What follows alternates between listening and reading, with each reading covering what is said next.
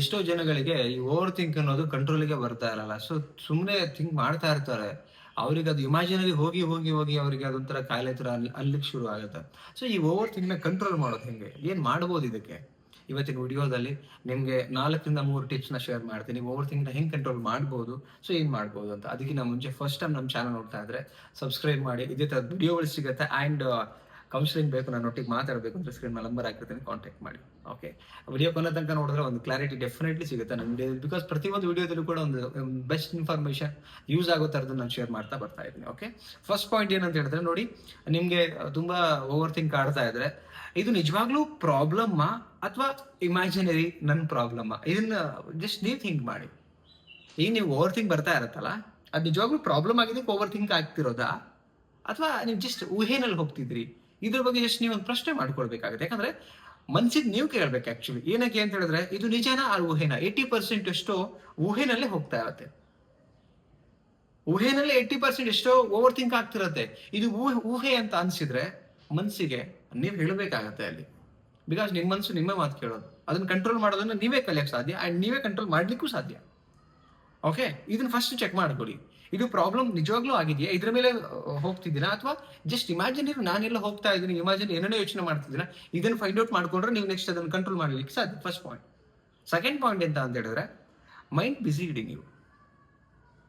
ಈಗ ಖಾಲಿ ಮನಸ್ಸು ಅಂತ ಏನ್ ಹೇಳ್ತೀವಲ್ಲ, ಅದು ಓವರ್ ಥಿಂಕಿಗೆ ದಾರಿ ಮಾಡ್ಕೊಡುತ್ತೆ ಆಕ್ಚುಲಿ.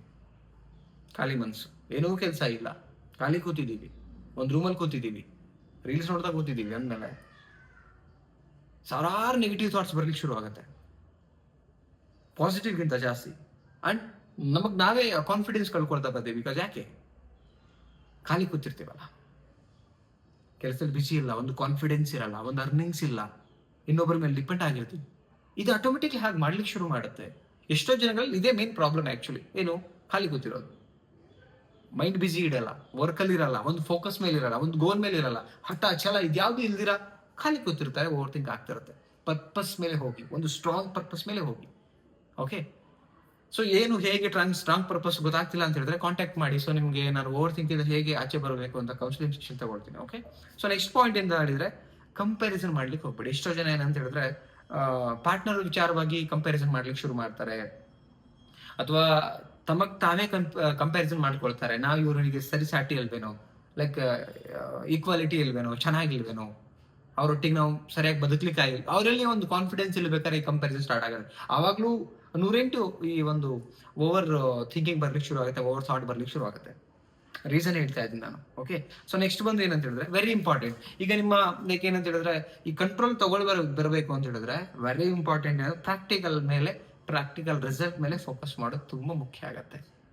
ಎಕ್ಸಾಂಪಲ್ ಹೇಳ, ಈಗ ನಮ್ಗೆ ಯಾವುದೋ ಒಂದು ಸೈನ್ಸ್ ಇರುತ್ತೆ ಅನ್ಕೊಳ್ಳಿ, ದೇಹದ ಮೇಲೆ ಒಂದೇನೋ ಒಂದು ಆಗ್ತಿರುತ್ತೆ ಅನ್ಕೊಳ್ಳೋಣ. ನಮಗೆ ಡೌಟ್ ಇರುತ್ತೆ.